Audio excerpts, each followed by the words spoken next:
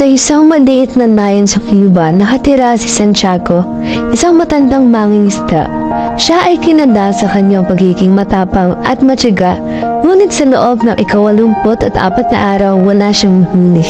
Wala na bang isda sa karagatan? Hindi na nagagalit na ang dagat sa akin. Lolo, huwag ka magdalala. May isda pa rin sa dagat.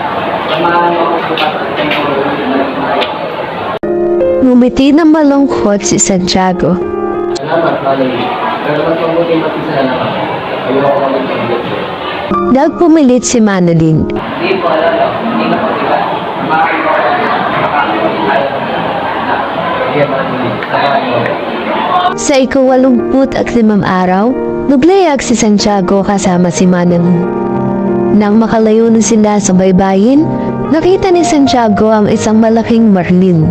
Nagulat si Santiago. Tignan mo, Manalin. Isang malaking marlin. Wow, Lolo. Malaking marlin. Nagsimula ang kanilang pakikipaglaban sa marlin. Ang isda ay napakalaki at malakas.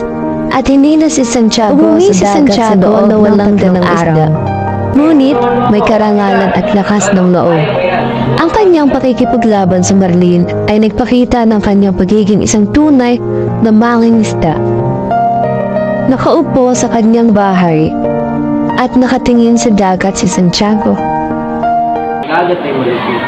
Ngunit tututuro rin ito ng aral pag-ibig.